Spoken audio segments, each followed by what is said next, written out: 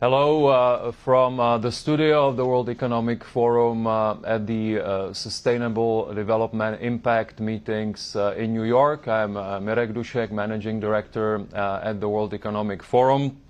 And we will be spending some time together on a very critical issue on the global agenda, an issue that the World Economic Forum has been focusing on a lot. An issue that is also, of course, being part of the agenda here this week within the ecosystem of the United Nations General Assembly. It is really how we can get more innovative around supporting people, communities living in fragile settings. It is also cutting to the core of what some would call the nexus between the humanitarian system and the development system, and we'll be particularly looking at the role of the private sector, because we are seeing more and more crises around the world. We are seeing more protracted crises around the world. It has a tremendous, obviously negative consequences for people across the different regions of the world. And of course there is the role of the governments that has traditionally played an important role, but maybe we have not been innovative enough up until now to fully leverage also the private sector in this equation. And as we now are in a more competitive geoeconomic and geopolitical environment, innovation around partnerships, around how we really also support local entrepreneurs in these areas is of utmost importance. And so the discussion today is themed Investing in Entrepreneurs in Frontier Markets. This is the focus of the discussion, and the stakes are clear. 1 in 10 people today live in extreme poverty, living off less than $2 a day. Around 2 billion people globally do not have access to safely managed clean drinking water. Roughly 5,500 children die every day from preventable waterborne illnesses. Around 3.5 billion people worldwide still do not have access to essential healthcare services. So some data underscoring the picture that I mentioned. And so it's really about entrepreneurs, as I mentioned, that we would be focusing on, people that are, through being entrepreneurial, through their business approaches, are actually filling some of these gaps and are able to respond some of these challenges in those fragile communities. It is linked to a piece of work that the World Economic Forum with its partners has been doing around an Uplink challenge, which is a community. Uplink is a community of the World Economic Forum, really looking at bottom-up approaches to different global challenges. And today we will be hearing from 2 winners of this challenge that is particularly looking at empowering vulnerable communities. This work is linked to a larger initiative that we have at the forum called Humanitarian Resilience Investing Initiative, which is really looking at how do we get more private sector momentum and more public-private collaboration around fragile markets. It will be a discussion, and I am, for that, honored to have a great panel with me in the studio. So I'd like to introduce the panel. A warm welcome to Mihir Shah, founder and CEO, UE Life Sciences Incorporated. Thank you. Warm welcome also to Minhaj Chowdhury, co-founder and chief executive officer of Drinkwell. So those are the 2 winners of the challenge. And we are also joined by 2 supporting partners of this challenge. I mentioned the role of governments, also development organizations, development banks, and so I'm very happy to welcome here Julieta Valls-Noyes, Assistant Secretary, Bureau of Population, Refugees and Migration at the U.S. Department of State. Warm welcome. Good morning. And last but not least on this panel, Marie-Laure Akin-Olugbade, Vice President for the Regional Development Integration and Business Delivery Complex at the African Development Bank. Warm welcome. Thank you, Mami. Let me start with the entrepreneurs. Mihir, if I could start with you. I think people will be first interested a little bit to just understand about what you do, what is the business approach you're taking. What I do with my team at UE Life Sciences is bring access to early detection and necessary navigation to cancer. This has been a gaping hole in the developing world as it strives to rise. It's really holding the communities back because it is a non-communicable disease that comes with progress. And so me and my partners, Matthew Campisi and Baumik Sangvi, we saw this 16 years ago when it started happening in our families. My mother-in-law was diagnosed with breast cancer, and we learned that her optionality to survive greatly matter where she lives. And I was in medical technologies by then, pursuing an entrepreneurship career in medtech, to realize that there is a tsunami coming to the developing world, to these frontier markets, where there is no solution. The solutions developed, the mechanisms developed to address this challenge are unsustainable, unaffordable, inaccessible, inapplicable to many of the developing world countries. And so we've embarked on this journey some time ago, and we are making some really decent progress that I'd love to share with you guys. Thank you so much, such important work. Can you share with us a little more about the approach or the product that you have? Sure. So what we realized, Mirek, is that nobody is innovating for the bottom of the pyramid, where the bottom of the pyramid issues exist, meaning in large volumes. And so we saw that mammography, which is this gold standard test considered to be the pivotal test for breast cancer screening, is not going to reach 90% of the global women's market. And governments weren't in the know of this back then. Now there is a lot of appreciation and understanding for that. So we rolled up our sleeves and said, all the reasons why mammography doesn't work, can we figure out an engineering solution to that? And so we've devised this handheld set of products, one called iBreast Exam. It basically equips a community health worker and turns her into an amazing, excellent, high-quality breast examiner. And we've done that using technology that we all have in our mobile phones, the capacitive sensors. But we've tuned that sensor to look for tumors in the breast. But this could be done in the field, without internet. It works days on end on battery. And now you're able to bring all this data to the cloud so that the health system can identify who exactly in different towns is needing that necessary diagnostic step. And so we are providing that critical infrastructure in the shape of that handheld device, which is used by a lady who lives and works amongst the community, by bringing that access to early detection, but also the navigation to bring that person into treatment, which is crucial.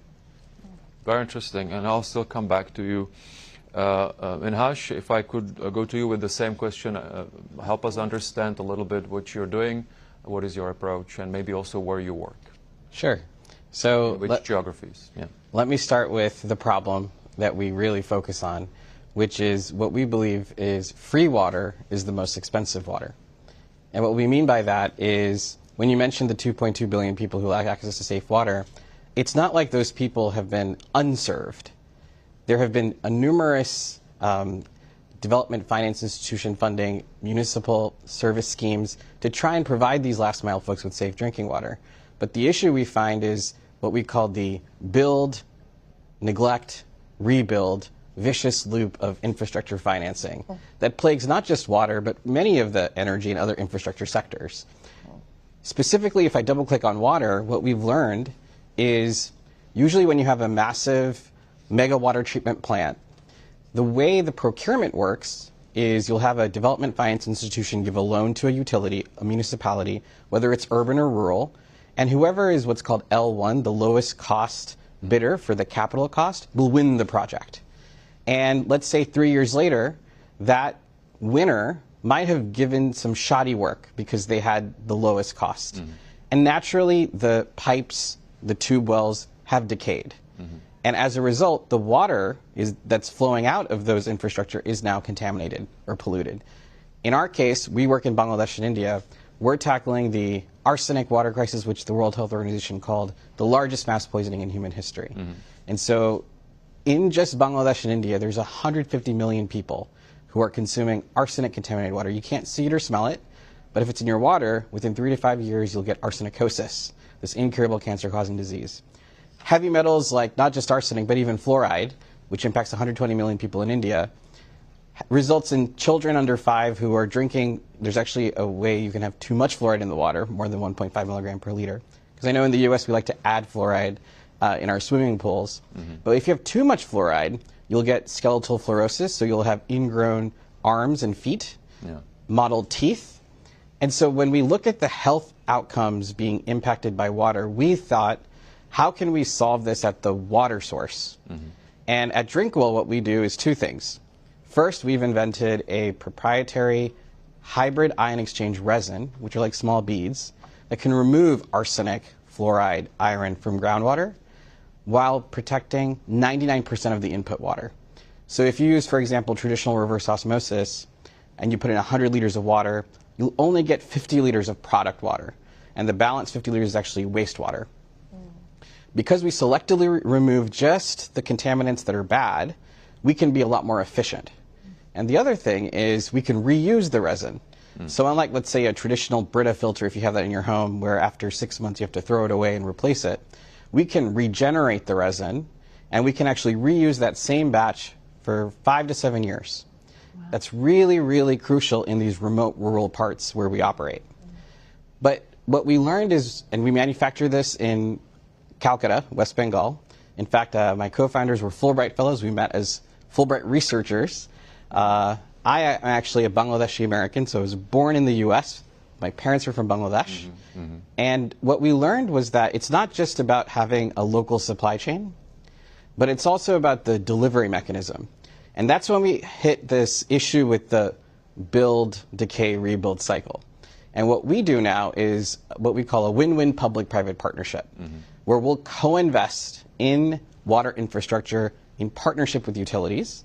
So 50% of the capital costs will be borne by the utility, and we will raise impact investment to cover the balance 50%.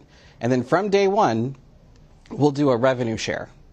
And so long-term, we're aligned to make money and have the asset last so that we can both recover our capital investment and then sustain the project throughout. So we've done this with about a dozen utilities in Bangladesh and India, over 600 deployments. We have a customer base of about 2.5 million people. Oh, wow. And what we're really excited about is we started with philanthropic, angel investors, but since really COVID, the accelerant we found was that Asian Development Bank, World Bank, realized that they need a different way and a departure from the build, decay, rebuild cycle.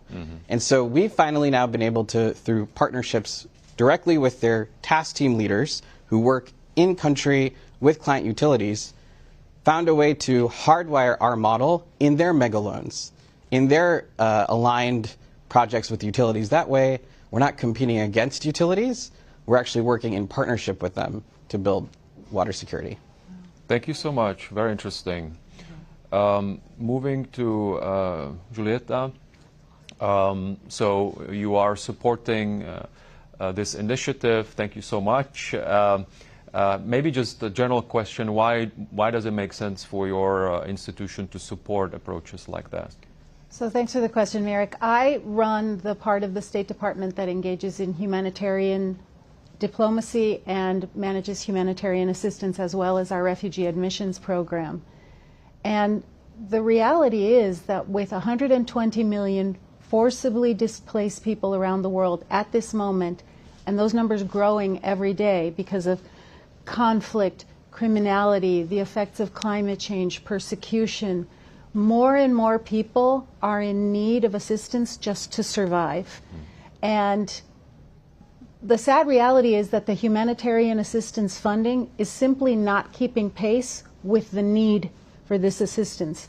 So we've been doing a lot of thinking and speaking with our partners and with organizations like WEF about how we can do a better job of bridging that gap and of meeting those needs with innovative solutions. How can we transform the global humanitarian architecture into a model that fits the needs of the 21st century?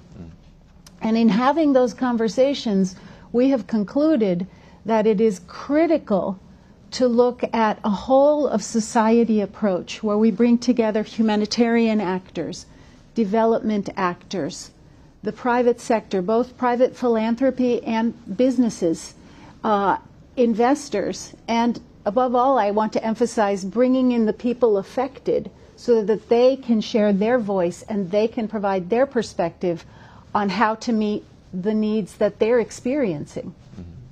Thank you. And maybe just we, for example, have with the State Department collaboration on northern Kenya. So it seems that there is some specific markets that you're possibly focusing on. No, absolutely. And we were pleased at the State Department to join the call to action to raise $10 billion by the year 2030 for investment in fragile environments. We have 3 countries that we've been really focusing on to try and use as for pilot models, countries that are hosting many, many refugees, but that have development needs of their own. And those 3 countries are Kenya, Bangladesh, and Colombia. And we've been looking to create models, show that they work, and try to use those as catalysts for these types of approaches in other environments. And we very interested in doing work in Kenya, where the government is also trying to change how they address the refugee situation. They have a new plan called the Shirika Plan. But our objective is then to work with private investors and looking at some possible projects in northern Kenya that could bring in funding for a profit motive. That's perfectly fine, but that serve both the refugees and the host communities and find ways to bring everyone up. So we're working in northern Kenya right now with the IFC, with the Danish Refugee Council, with the World Bank generally to try and find these types of investments that can achieve all of those objectives at once. Great, thank you. And thank you for having us in that as well. And as you said, how can we then scale those things across other markets Absolutely. Will be key. Yeah. Thank you so much. Marie-Laure, if I could go to you. We just had, some of you were in the meeting, we just had a working meeting around, and it was really humanitarian, development players, impact investors, philanthropies, and corporates, and other players. I don't know if you would agree with me, but I do think we've been at this for a while now. And I think what is encouraging is that you are seeing that people are innovating more. Absolutely. So that we are departing from, let's say, certain orthodoxies that were maybe designed for a certain age, certain era, but with all those shocks that you've also mentioned, of course, COVID, and we have more crises, unfortunately, we have climate pressures. It is a changed and changing world. And so what was really encouraging to see that these different actors are heavily innovating, and they are really now being very interested in working together. So a lot of people were taking notes and trying to connect with others around specific pain points or gaps that maybe others have already resolved. Sure. African Development Bank, I feel, is at the core of this. You also have, with the World Bank now, for example, you're announcing something around energy, electricity access in Africa, Mission 300. But you've been really thinking about how to enable both kind of local entrepreneurs, but also how to enable private sector investment in those local entrepreneurs. Can you just tell us a little bit about your approach? Yes. Thank you very much, Mirek, and it's really a pleasure to be to be here today and allow me to congratulate the two laureates. And it's really impressive. It's amazing what you are doing, and truly starting from trying to solve a problem, a daily problem, and being able to just find a solution, find a market. So this is how really true innovations are made. And I'd really like to congratulate you. And I can assure you that it may not have been developed with Africa in mind, but I see a lot of prospect for use of these innovative structures in Africa. And indeed, I work for the African Development Bank. Africa is our only area of activities, and we love that. We are very much mindful, you are right, of the challenges, the figures. I mean, we all know the figures. More than 40 million refugees now, a figure which has doubled in a decade. Unfortunately, still counting, because we still have a few hotspots on the continent, and but we are not deterred by this, and we are constantly trying to find solutions. And you are right, Mirek, the panel that we both attended, that you moderated before we came here, gives me a lot of hope that we are constantly moving forward undeterred, harnessing the power of partnerships, because indeed around the table you have development finance institutions like ours, you have governments, you have investors, you have angel. We met some angel investor also in the group today, and we all agreed, I believe, that for the right environment, for the right setup, for the right structuring, there is finance available. And as a matter of fact, there is a lot of financing available. What we need to do is to each work from our comparative advantage point. And some of these comparative advantage points, if I can speak about the African Development Bank, is of course that we are very much on the ground. We have a very strong risk appetite, especially to work with young entrepreneurs, and we are devising a number of schemes that can help us do that. One of those is actually, we are mainstreaming now what we call youth entrepreneur and investment banks, because we realize that the youth and our present and our future, the youth have a lot of ideas, like our two laureates can show today. But unfortunately, they are also very risky. Yeah. And this is what we have the link with the whole humanitarian development, peace, environment. And what we realize is that if we can indeed mitigate and manage this risk, we can truly unleash all the innovation potential that we have. And these banks are really institutions that we are really setting up. We have one now in Liberia, a post-conflict country. Yeah. We have one approved in Ethiopia, which is also has a part of the country which is dealing with some of this conflict. And what the concept is to accompany the young entrepreneur throughout the life cycle of their project. So it starts at the project concept. We need to be able to support them in formalizing the concept. It comes to the point where we have the financing available, and we need angel investment, we need impact investors, we need DFIs, and then at the stage where we are going to help also market. And it is just really a full suite of products targeting young entrepreneurs whom we believe are not risky when we bring together the support that is relevant for them. That deserves an applause. Yes. Thank you so much. Awesome. Thank you. Now, I thought you wanted to react here, or? I absolutely wanted to, because it resonated so well with me. I've been at this for 25 years now, medical technologies in the developing world. And the biggest gap I've seen is what you just described, there not being an infrastructure to work through for the innovation. So everything then becomes the responsibility of the entrepreneur and his team. Show that it works technologically, show that it works medically or clinically, show that it can be produced, show that it can be FDA approved and you know, through the regulatory channels. All these steps become the responsibility of the entrepreneur who is trying to make a social difference. And so profit is like way back where somewhere we left that. I told my wife, recently that imagine I ran an NGO for 15 years and we just turned a profit-making company.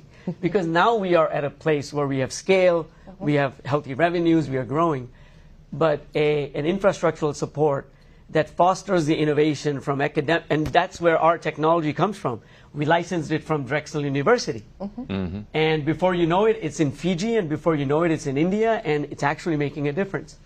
So making these kinds of ties and support structures would let the naive entrepreneurs innovate more feverishly, if I could say that. Absolutely. And if I could just jump in on top of that too, clearly this is an approach that we need all around the world, because there are many, many forcibly displaced people in Africa, refugees in Africa, but Syria, Ukraine, I mean, these needs are everywhere. And I do want to commend the Africa Development Bank because you have taken a leadership role in this.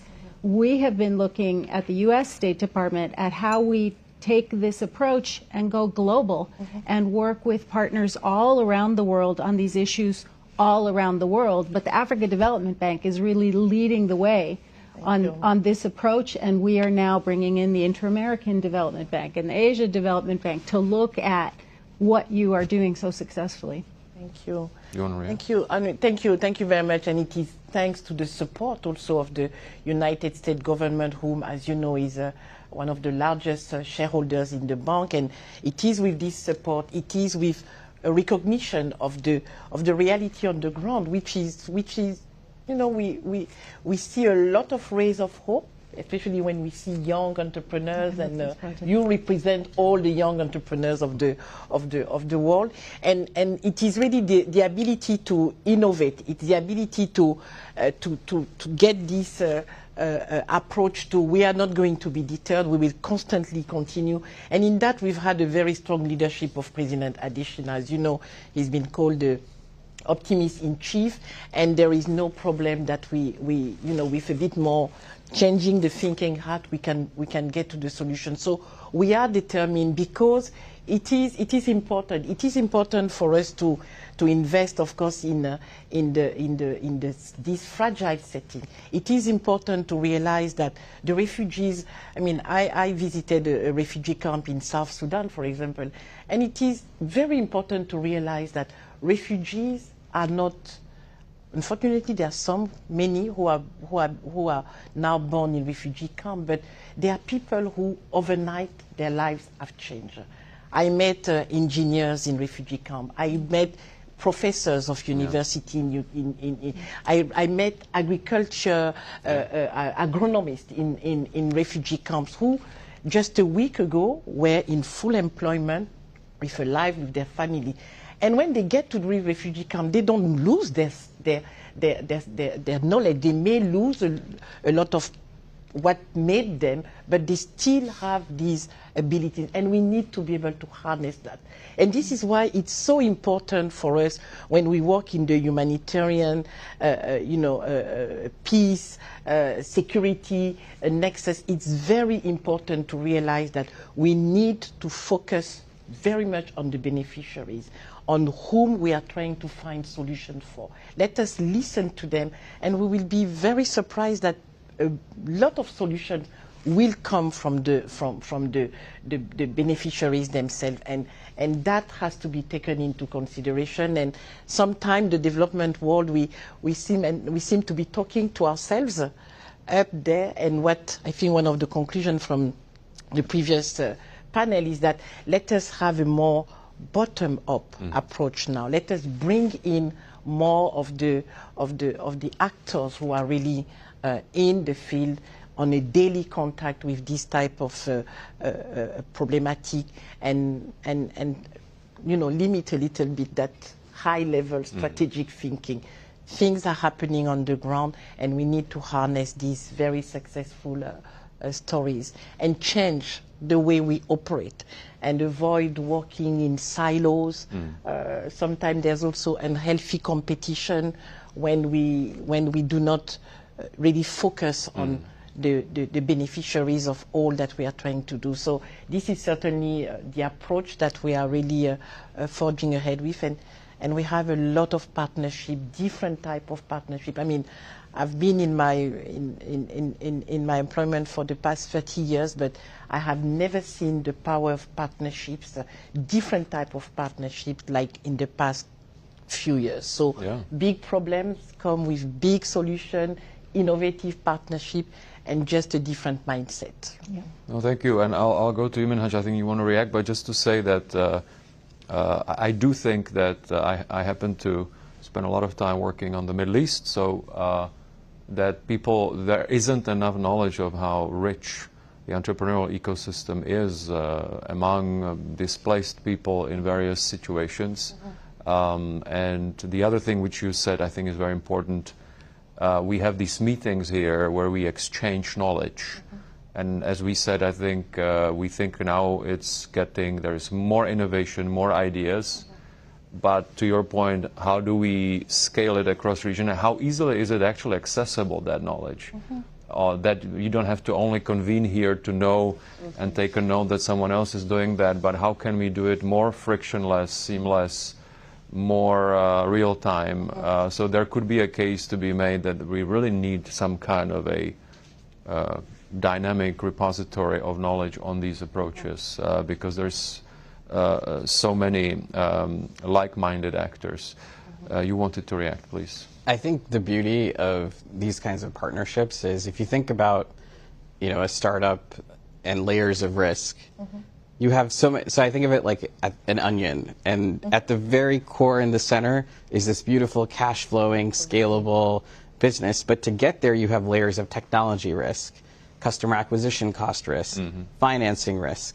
And what I'm hearing you say is once the tech risk is proven, it's the convening power of the African Development Bank, of the State Department, that can let entrepreneurs like us quickly leverage the embedded institutional knowledge, the boots on the ground that your institutions have in these, especially humanitarian crises, to be able to say, hey, this innovation has perfect applicability in this project that we're doing. So you can easily plug in. And what that does is it makes sure that over time we have a low customer acquisition cost.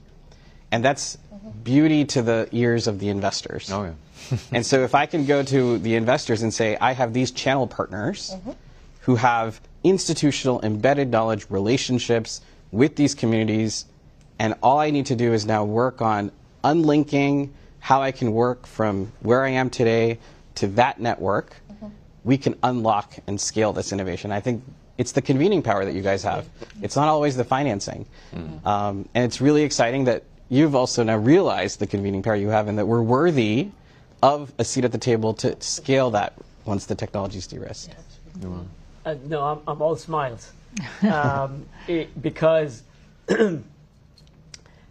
post-innovation scale-up is the fruit that every entrepreneur is chasing because that's the road for impact and that's the road for growth, right?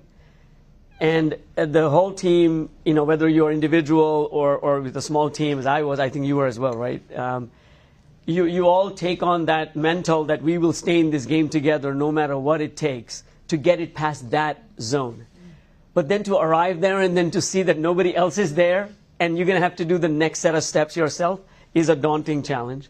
I'm just coming back from the World Cancer Congress, where the Union for International Cancer Control, UICC, and BBC Storyworks produced a series called Rewriting Cancer. And UE Life Sciences is, I'm proud to say, is featured in 18 of one of those stories. And it really the story tells the success. It actually tells the story of this woman, Asha, which, by the way, means hope. How she ran into this technology in her little town in Goa, India, and was able to find her breast lump early, which was cancer, and got treated. And the story ends with her being restored with hope, which is her namesake. But this is what's happening now. With our company, we are reaching now a couple million women and hope to reach 10 million women. But that is a drop in the bucket. There's more than 1 billion women that need this early detection for breast and cervical cancer. And the technologies are there. We validated them. We've proven them. We built these partnerships. But the World Bank doesn't talk with World Economic Forum, doesn't talk with World Cancer all worldly agencies. I'm being a little edgy here. But you could hear the entrepreneurs' true request for support. and collaboration, because we are overzealous to solve these problems as much as you are, and we just have the right kind of compatible resources. Can I just ask you, how is your product actually distributed? So, like him, we also figured out an innovative business plan. We figured out that if you separate the scanner, the machine, from the exam, which is really the early detection, you could then really free up the ability for the technology to scale. And what I mean by that is, we have a device in which there fits this center of the technology, which is the capacitive sensor, but it's good for 500 women to be screened. And so once you finish those 500 women's exams, you only buy another one from us. And so your cost per woman screened would be less than a cost of a coffee cup or a latte. And it's market contextualized for Colombia versus India versus Malaysia because there are different GDP structures and different types of health systems. Now we are reaching a place where we are offering health systems a consolidated, almost outcome-like package where we say we will provide the machines for free. We will give you the training to your health workers for free. We will monitor their quality for free. We will take all the data and give it to you in a reading room as part of a single per woman exam cost. So that really becomes an all-inclusive kind of an offer for the government to say exactly what's my impact and what's the return on investment. Absolutely. But so it would be then relying on, you mentioned health systems, so it is relying on these contracts with health authorities, or is it so it's not available to customers in pharmacies or? We are getting there. So in arc of innovation and validation and all that takes a long while, but with the capacitive sensor, we realized that not only can this be made available in primary health clinics of any government in any country, virtually any country. And so, yeah, we do work with governments and nonprofits a lot. We work with a lot of CSR-supported projects where corporates are paying for the towns where they're operating or cities to be provided this feature. But now we are realizing that there is a private market solution. What if we offered a woman a 12-month assurance following our test that all her diagnostics will be covered? Even a consultation with an oncologist or maybe even a biopsy would be covered. It literally becomes that peace of mind for 1 year. And so we are starting this initiative this October called Think Pink. And it's all about outsmarting breast cancer because we think that a $30 investment for most women in developing world urban areas are able to make this kind of investment. And sorry if I may just add. Please. And from there we are leapfrogging towards a consumer solution that women can use at home. Wow. That would be. So we are now working. We've been in talks with FDA for about a year and a half. Basically, 30% of all breast cancers in America, 30% of all breast cancers in America are not diagnosable or detectable by mammogram. And these breast cancers are 3 times more likely to kill women than the screen-detected breast cancers. So you see the vulnerability? In a country that spends $18 billion screening for breast cancer, you have a gap for 30% of breast cancers not being found because they happen between 2 mammograms. So we are developing a handheld solution, very much like I call it the Apple Watch of breast health, where women will be able to take our innovation that has been tried and tested in millions of women and be able to use it at home on themselves, and thereby improving their ability, empowering their ability to find their cancer early. Now, this could be super helpful for women below 40 for whom there is no mammogram. African American women have a 40% higher disparity in America than white women. So this would be creating health equity. And by the way, the rightful award that we won from you, I think, would kind of continue to stay true, I think, as we go on this path, because we are looking to literally address every health disparity related to breast cancer screening. Excellent. Thank you. Thank you so much. I really enjoyed this conversation. I think it was also hopefully highly informative for the friends and colleagues who are watching us online, because really it brought, I think, a lot of what we discussed also earlier in the morning. There's so much innovation. It is really important we can scale it. This is drop in the ocean. We now heard from you, heard from all of you what you're doing, but that's why we also have the public broadcast so that people can learn about it. And there is, I think, again, something on, we have the Uplink Challenge, where this is on our digital platform. We are exhibiting your businesses there. You are visible to others. But there is a case to be made, I think, to see how we can be even more large-scale in information sharing on this. Thank you so much for spending the time, for your great work, and we will continue to work on this, of course, at the World Economic Forum. Thank you. Thank you. Thank you very much. Thank you so much. Thank you. It's great being here. And well done again. And